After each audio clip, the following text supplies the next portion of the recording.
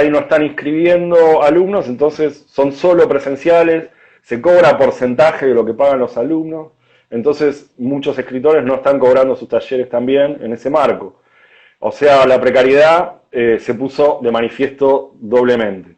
En ese contexto, lo primero que dijimos fue, bueno, que no sea el autor el que pague el costo, el trabajador, el que pague el costo de todo este desbarajuste, ¿no? Entonces emitimos un primer comunicado diciendo que se respeten los derechos de autor, que se liquiden en tiempo y forma, que se liquiden en lo posible con una frecuencia mayor. Los derechos de autor se liquidan generalmente a partir de un contrato que uno firma con la editorial, es decir, puede variar, pero suele ser de 6 meses, o sea, cada 6 meses te pagan lo que vendiste en los 6 meses anteriores, ¿no?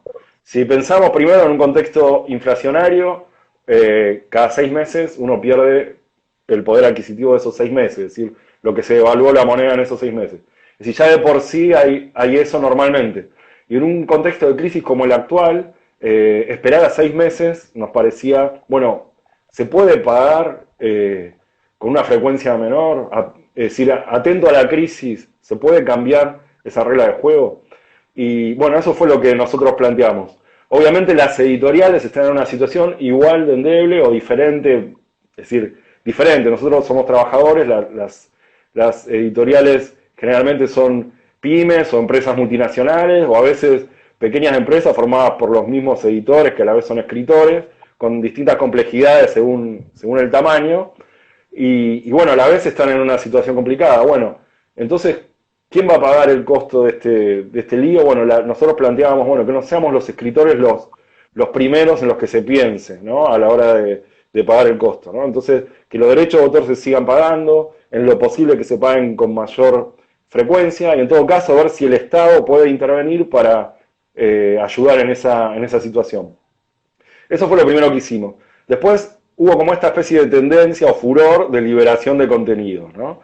Ahí desde la comisión como es de gremiales, que está Claranich y un montón de compañeros, empezaron a pensar algo, sacamos un comunicado, Débora Mundani, que también es la tesorera de la Unión, junto con otros, también empezamos a pensar, y ella escribió una nota que salió en página 12, que tiene que ver con esto de la liberación de contenido, ¿no? Además de un comunicado que sacamos, está esta nota que yo se la recomiendo que la lean y les recomiendo que entren a la página de la Unión de Escritoras y Escritores en el Facebook, donde ahí están todas las acciones que fuimos haciendo este tiempo. Con respecto a la liberación de contenidos, tomo un poco estas reflexiones que te decía que hacía Débora o que hacían en la comisión de gremiales, y un poco la pregunta es, si los contenidos se liberan, ¿qué pasa? Antes estaban presos, ¿no? La palabra liberar nos pone en un lugar, bueno, qué malos los escritores que antes los tenían presos y ahora los liberan, ¿no? Entonces, ya partamos de esa palabra, ¿no? De la palabra liberar. Atrás de la liberación, o en realidad podríamos decir donación, ¿no? El escritor y la editorial en este caso, ¿no? Porque la editorial también donaría su parte, estarían donando eso como un acto solidario.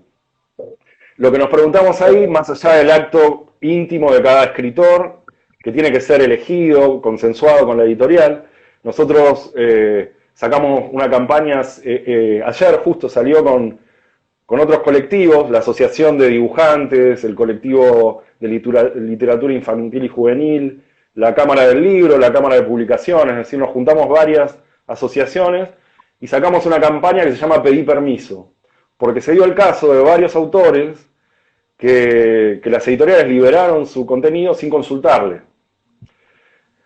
O incluso material que circula de manera pirata, no necesariamente con el consentimiento de la editorial, ¿no? Entonces, esta campaña es para concientizar justamente que atrás de un libro hay todo un trabajo desde escritores, editores, correctores, distribuidores, librerías, ¿no?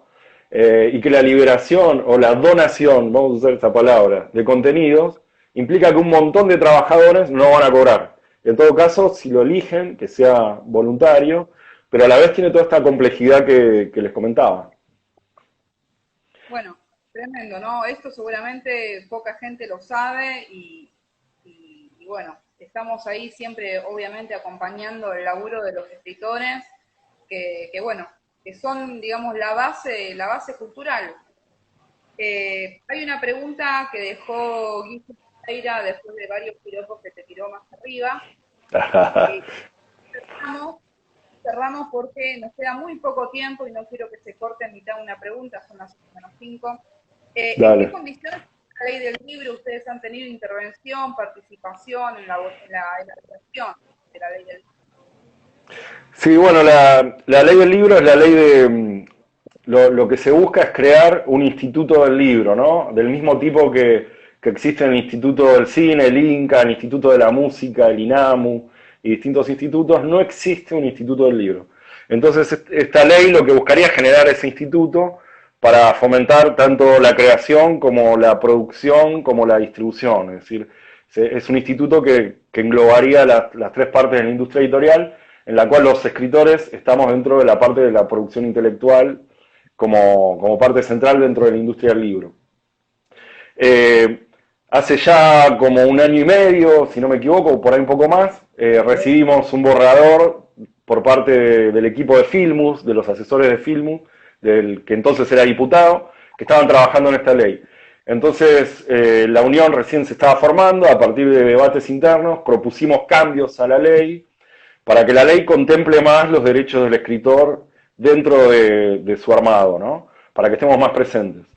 Y a partir de ese debate fuimos consiguiendo algunas conquistas que se incluyeran más, y en el momento en que esa ley había pasado de cultura a presupuesto, fue que estuvo el cambio de gobierno, que Filmus dejó de ser diputado y pasó al área, bueno, él está en Malvinas ahora, no sé en qué dependencia, pero dejó de ser diputado, entonces eso quedó medio vacante y estábamos empezando a retomar el diálogo con la nueva posta, digamos, sobre este tema, cuando empezó lo del coronavirus y todo pasó a otro plano. O sea, el tratamiento de esa ley quedó en suspenso y está en suspenso ahora.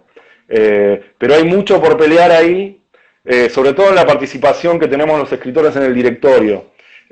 Al principio había un solo representante, conseguimos que haya dos, pero sigue habiendo 4 de las cámaras editoriales contra 2 de los escritores, y ese es uno de los puntos principales que pedimos, más allá de otros cambios que consideramos que hay que hacer a la ley, pero bueno, ahora está en ese estado medio de stand-by, no sabemos hasta cuándo.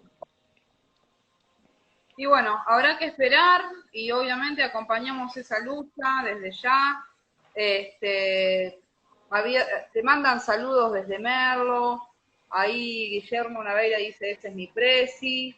Este, Quédate en casa, Navaira, quédate escribiendo.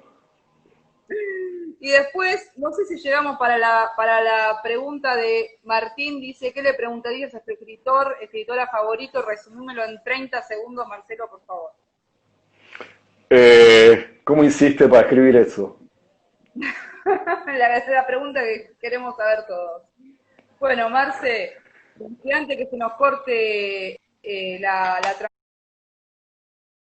transmisión, te queríamos agradecer muchísimo tu buena onda, sos un compañero de la feria, siempre presente, siempre colaborando, siempre ayudando. Muchísimas gracias por esta charla. Hay muchas queriendo buscar farmacia, esperamos con ansias, con esta luna.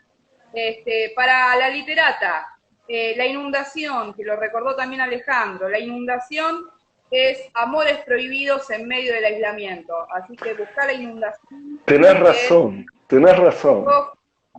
El aporte Alejandro. Bueno, mil gracias, Marcel.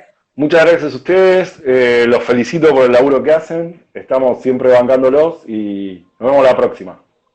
Un beso para todos, gracias por estar. Gracias a todos por estar.